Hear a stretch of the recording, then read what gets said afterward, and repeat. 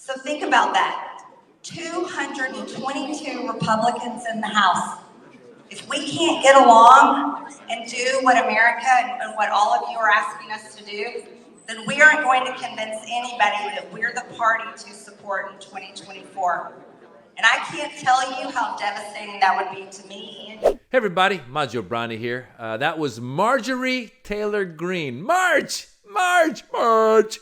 Talking at a conference in front of a bunch of Republicans about how they have 222 Republicans in Congress, and if they can't get along together, it's not going to look good for them, and it's not going to look good in 2024.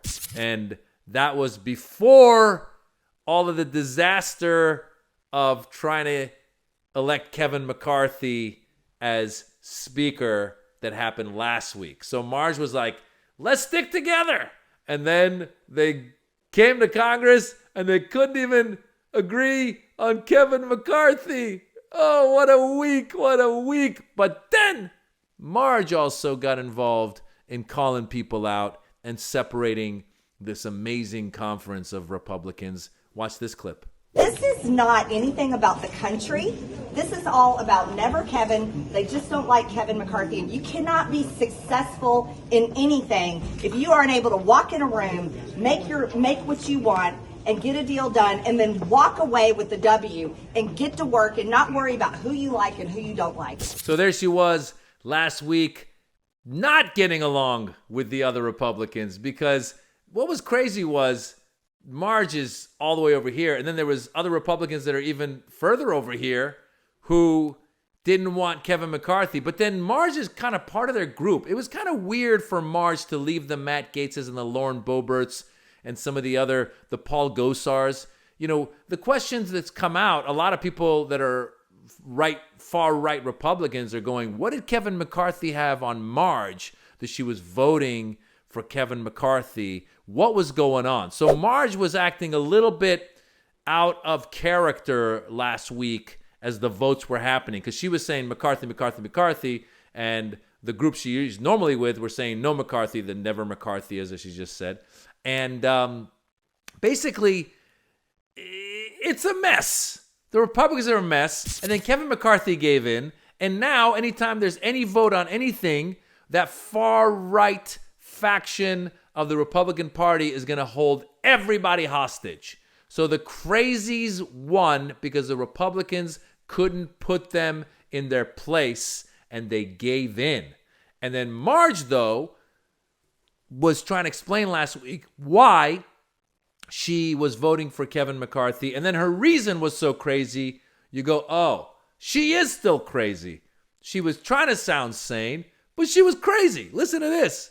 And that's creating legislation that is totally demolishing the 87,000 IRS Army, that's using the Holman Rule to fire people like Merrick Garland in the Department of Justice and fire more people in the Biden administration. The Holman Rule allows us to completely cut out their salary and completely get rid of them. But we can't do these things until we elect Kevin McCarthy. So there you have it. That's why Marge said she was supporting Kevin McCarthy, because he was going to use the Holman Rule to go after Merrick Garland and get rid of the IRS agents that are supposed to start working to try and get taxes from a lot of the wealthier people who aren't paying taxes.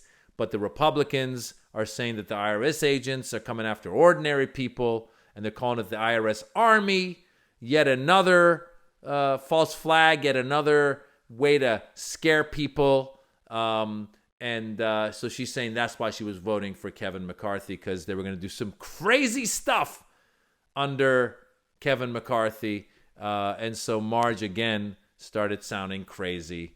But then, as the week went on, she got a lot of FaceTime last week. Marge got a lot of FaceTime. She had another press conference where she turned around again and sounded somewhat rational. Right here, watch this. If my friends in the Freedom Caucus, Matt Gaetz and others, will not take the win when they have it, they're proving to the country that they don't care about doing the right thing for America. They're proving to the country that they're just destructionists. And that's not what we need to do as a party. That's why Republicans fail. And I'm really tired of it. So Well said, Marge. They're proving to the country that they're destructionists or obstructionists or just a bunch of numbnuts who aren't there to lead. That's the problem. Marge is part of that group, by the way. They complain, but they don't have solutions. They say the economy is bad. They say that there is the border has a border crisis. They say inflation is high. You go, well, what's your solution? No solution. Build a wall. You build a wall, people are still going to come in. What are you going to do for inflation? Lower taxes. Lower taxes? How does that solve inflation? What are your solutions? They don't have solutions. All they have is all of these complaints with no solutions. And as Marge says, they are going to be destructionists because as this Congress goes forward, we are going to see a repetition of what happened with Kevin McCarthy. They couldn't even agree to vote for Kevin McCarthy, who I don't like. I hate the guy. But they couldn't agree to just vote for him to get their right-wing agenda going. So it's going to be a crazy couple of years. Maz Jobrani signing off. I don't know. It's going to be destructionist Congress. Bye.